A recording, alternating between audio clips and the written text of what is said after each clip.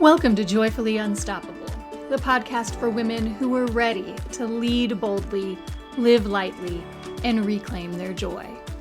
Whether you're leading a team, a classroom, a boardroom, or your own big, beautiful life, I am so glad you found us.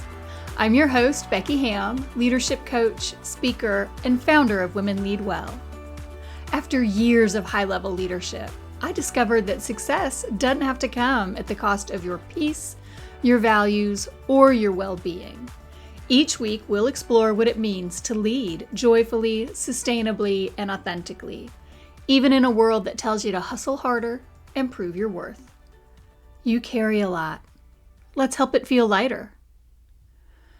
Did you know that only 8% of people achieve their goals?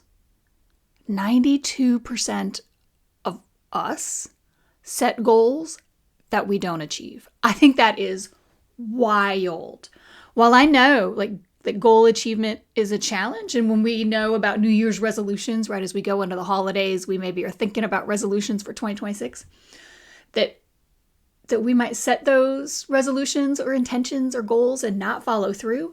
I did not realize that it was only 8% of people, or 8% of the goals that people set, we actually achieve.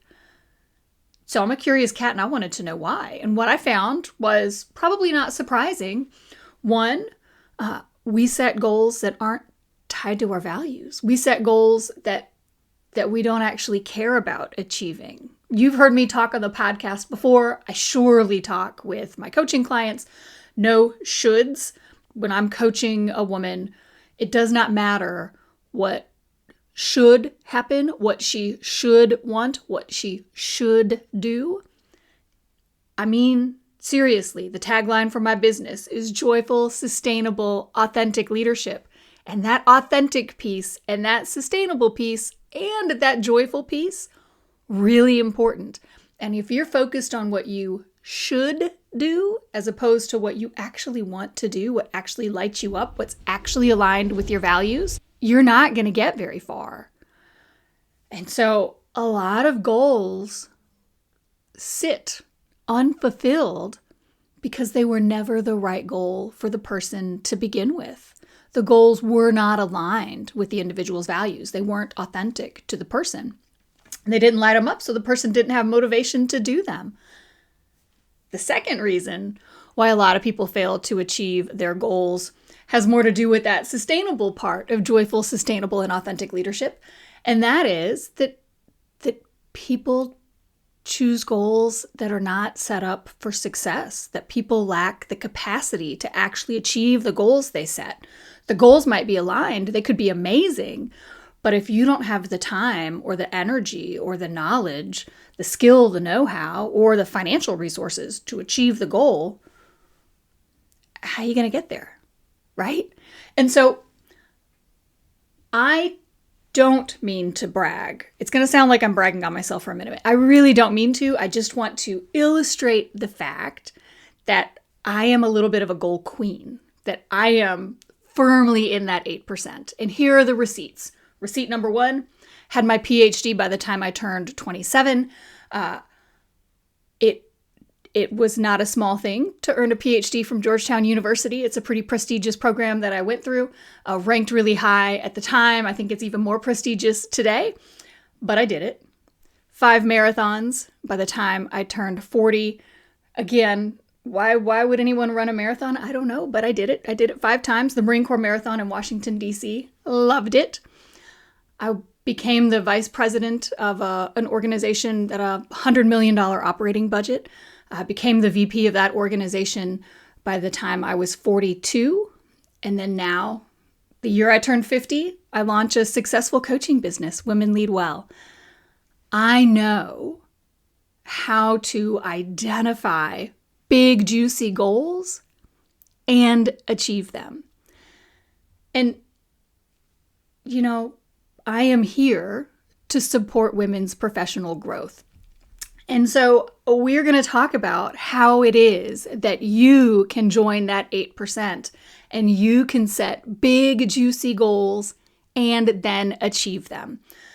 I have talked in the last couple of episodes about the Success Blueprint. That is the mini course that I've developed on goal setting and goal implementation. It is currently priced at $26 because we're moving into 2026.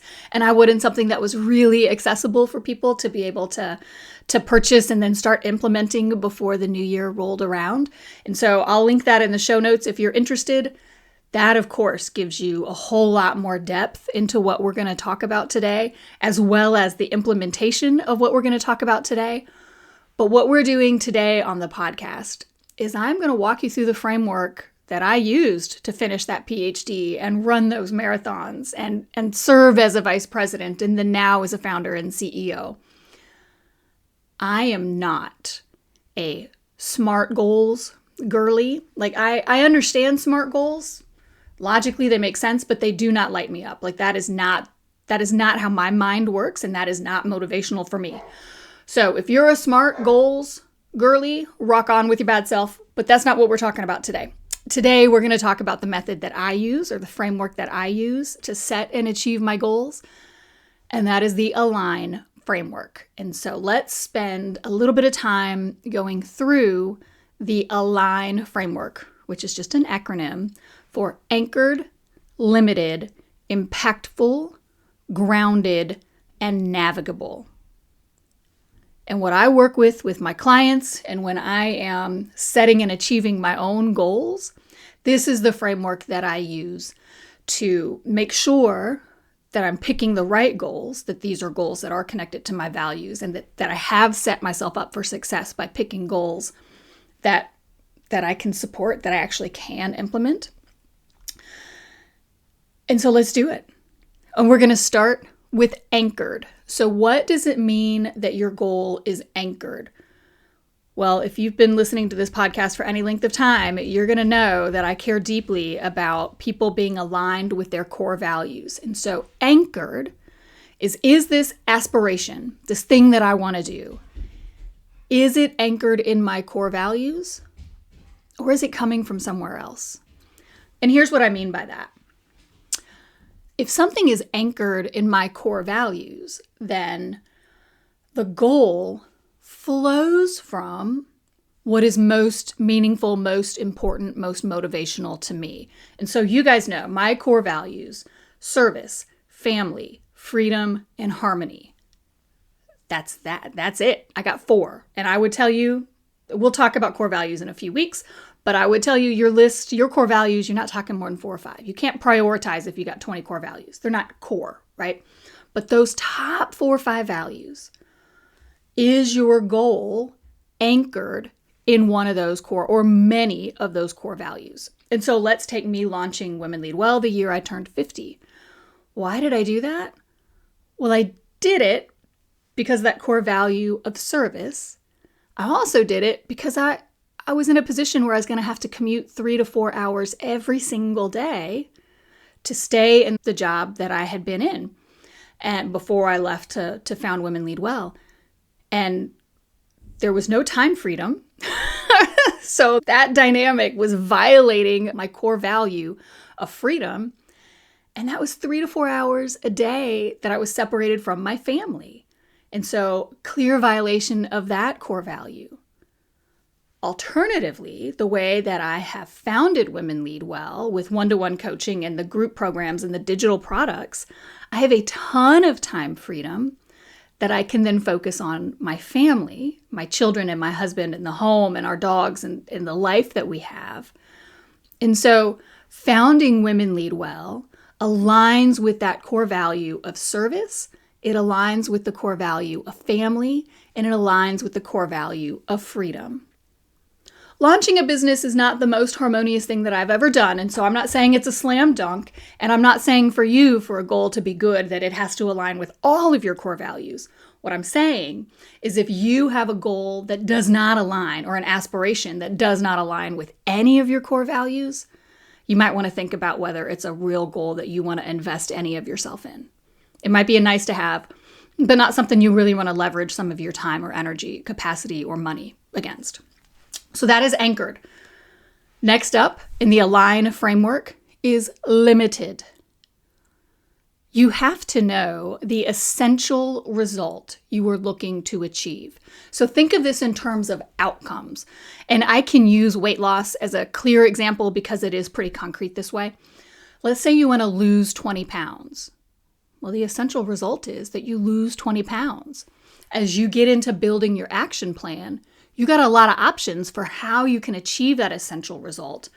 Probably, ladies, if you're perimenopausal, if you're a little later in life, you're not going to exercise your way out of 20 pounds. Nutrition is going to have to be a key piece of that. But there are different ways to dial in your nutrition. There are different things that you can do to burn more calories, to get the exercise, to speed up your metabolism. So there are different levers that you can pull on to achieve the essential result, but you know what that essential result is. As opposed to, let's talk about an unlimited or a vague goal. That would be something like you want to improve communication. Well, what is that? What does that look like, right? The essential result, improving communication, that is laudable, that is wonderful. If it's at work, improve communication with your team. If it's at home, improve communication with your partner. All of that is amazing. But how do you know it when you see it? What is the essential result that you're driving toward? So again, as you're refining this aspiration into a goal, if it's aligned with your values, awesome, move to the next step. Is it limited? Can you define the essential result that you want to see? And you just keep tweaking it. You keep working with it. You keep refining it until you hit an essential result, like an actual outcome, a tangible, observable thing that you can see to say, yes, I have achieved this goal. And if it's just not there, then maybe think about how you are conceiving the goal to see if that can't give you some perspective to clarify that essential result or that key outcome that would demonstrate success, that you would achieve the goal. Next up is impactful. So we've got anchored, we've got limited. Now we're talking impactful. Is the goal impactful? And here when I say impactful, what I mean is, will achieving this goal meaningfully move the needle where it matters most to you? So with limited, I was telling you to get super precise and specific and observable and tangible. And here with impactful, it sounds a little vague. So let me clarify. Let me be clear with it. When your goal is impactful, you will see the effect that it is having on your life. Why is this important? Because the bigger the goal, the longer it's probably going to take to achieve it. And potentially, the bigger the goal, the more you will have to change as a person to achieve it. And we know by now, if you've listened to this podcast, you know that our ego, that part of our brain that just tries to keep us alive and keep us safe, it is wedded to the status quo. It does not want you to change. It doesn't care that you're dissatisfied. It doesn't care that you're 20 pounds overweight. It doesn't care that you're stuck in a job you don't love. You're alive. That's a good enough. It has cleared the bar, right? And so when I say impactful, you're going to want the value of the goal and the progress along the way of achieving the goal to be meaningful enough in your life that it can overcome that inertia that is just a natural part of the human experience. You will reach a point at some point of implementing any goal where you want to give up. That's normal. That is not a sign of failure. That is not a lack of motivation. That is not a weakness of your character. That is hi, you are a human being. Period. And so an impactful goal, one that really moves the needle on your life, is part of what overcomes that inertia to help you build and then maintain momentum to keep making the forward progress, particularly when you just aren't going to want to. So it's not a hack, but you're stacking the deck in your favor by identifying goals that are going to be both limited, that you know success when you see it, and impactful, that's going to help you get over the hurdle of inertia. That is just there. It's just part of life. Okay, anchored, limited, impactful. Next up is grounded. What do I mean by that? Well, what I mean is your goals have to be grounded in reality. I love you. I love you. I want you to go and achieve big, audacious goals. I do. But you have to have the time, the energy, and the resources to do it. So grounded is where you take your aspiration and you ask yourself, do I have the time to accomplish this goal with everything else I've got going on in my life? And if the answer is no, well, that doesn't mean that the goal is disqualified. That just means you got to look at your calendar and say, what can I ditch, delegate, delay in order to create some space to give me time to work on this goal that I know is anchored in my values, that I know is impactful and is going to move the needle on things that really matter to me.